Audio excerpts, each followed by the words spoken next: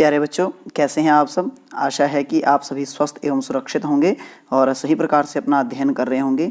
हमारी संस्कृत की पाठ्य पुस्तक शारदा संस्कृतम के अंतर्गत हम अपने पहले 4 पाठों को पढ़ चुके हैं और आज हम पढ़ेंगे समय ज्ञानम। आज का जो हमारा विषय रहेगा वो क्या रहेगा, समय ज्ञानम। आपकी पाठ्य पुस्तक के अंतिम में दिया गया है ये। तो संस्कृत में जो समय होता है उसको किस प्रकार से बोला जाता है, ठीक है, तो उसके बारे में हम आज पढ़ेंगे। तो सबसे पहले हम ये पहला चित्र देखेंगे। इस पहले चित्र में क्या हो रहा है, तो 1 बज रहे हैं। कितने बज रहे हैं, 1 बज रहे हैं। तो इसको संस्कृत में क्या कहा जाता है, एकवादनम। क्या कहा जाता है, एकवादनम। समझ गए। इसी प्रकार से इस घड़ी में कितने बज रहे हैं, तो 2 बज रहे हैं।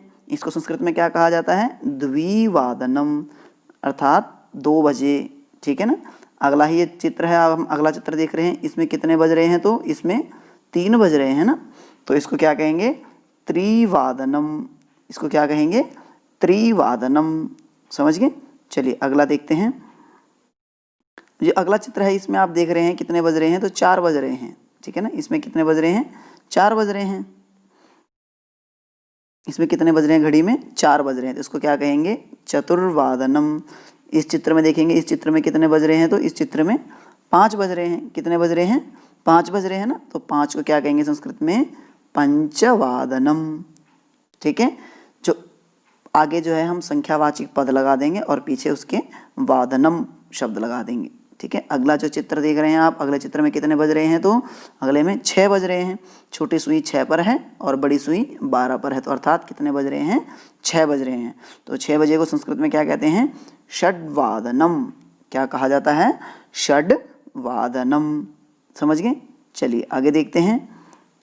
अगला जो चित्र है इसमें कितने बज रहे हैं, इसमें कितने बज रहे हैं इस घड़ी में, तो 7 बज रहे हैं। तो इसको क्या कहा जाता है संस्कृत में, सप्तवादनम। क्या कहा जाता है, सप्तवादनम।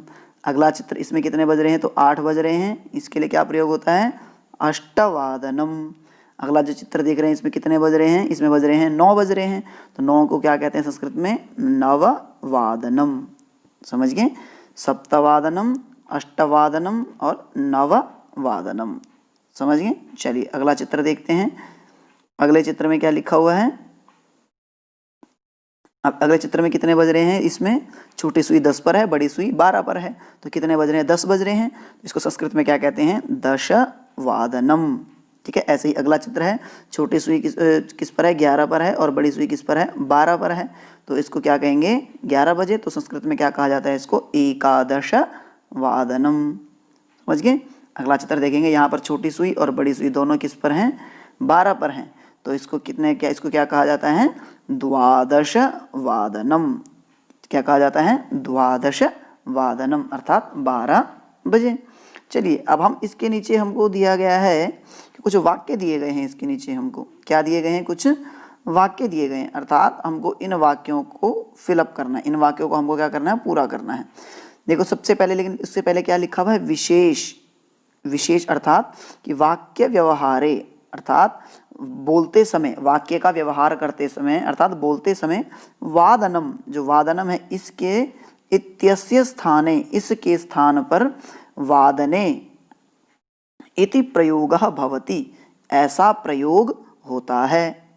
समझ गए कि भाई जब हम किसी भी वाक्य में इसका प्रयोग करते हैं तो वादनम की जगह पर वादने शब्द का प्रयोग किया जाता है। जैसे हम हिंदी में बोलते हैं ना, कितने बज रहे हैं, तो आप क्या कहते हैं, 10 बज रहे हैं। ठीक है ना। और जब वाक्य में प्रयोग करते हैं तो क्या कहते हैं, मैं 10 बजे विद्यालय जाता हूँ या मैं 10 बजे भोजन करता हूँ। इसी प्रकार से संस्कृत में तो वैसे तो यदि हम इस घड़ी को देखेंगे तो इसको क्या कहा जाएगा, दशवादनम। लेकिन जब इसका वाक्य में प्रयोग होगा तो क्या हो जाएगा, दशवादने। देखो यहाँ पर एग्जाम्पल दिया गया है, यहाँ पर उदाहरण भी आपको दिया, यथा रामः, अर्थात राम, प्रातः षड्वादने, अर्थात प्रातः 6 बजे, संध्या वंदनम करोति, संध्या वंदन करता है। समझ गए। ऐसे ही आपको अब नीचे पीछे ये समय दिया गया है, इसके अनुसार आपको यहाँ पर रिक्त स्थान में भरना है। समझ गए। तो सबसे पहले क्या दिया हुआ है, 6 दिया हुआ है। ठीक है। 6 को संस्कृत में अभी क्या पढ़ा है हमने ऊपर, षड्वादनम। लेकिन जब हम वाक्य में प्रयोग करेंगे तो क्या हो जाएगा, षड्वादने। तो इसमें क्या आ जाएगा, षड्वादने। ठीक है।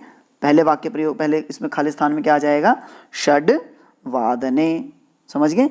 ऐसे ही अब हम अगला देखते हैं। अगले में क्या आ जाएगा, अहम डैश विद्यालयम गच्छामि। समय कितना दिया हुआ है, 8 दिया हुआ है ना। तो इस खाली स्थान में क्या आ जाएगा, अहम अष्टवादने। क्या आ जाएगा, अहम अष्टवादने विद्यालयम गच्छामि। समझ गए। चलिए ऐसे ही आगे आएगा, अहम डैश विश्रामम करोमि। ठीक है ना, कितना लिखा हुआ है, 2 लिखा हुआ है, अर्थात 2 बजे। ठीक है ना। तो अहम द्विवादने, क्या आ जाएगा यहाँ खाली स्थान में, द्विवादने विश्रामम करोमि। समझ गए। ऐसे ही अगला, अहम डैश स्वाध्यायम करोमि, कि मैं डैश समय में स्वाध्याय करता हूँ। समय कितना दिया हुआ पीछे, ये 7 दिया हुआ है। तो इसकी जगह क्या आ जाएगा, अहम सप्तवादने स्वाध्यायम करोमि।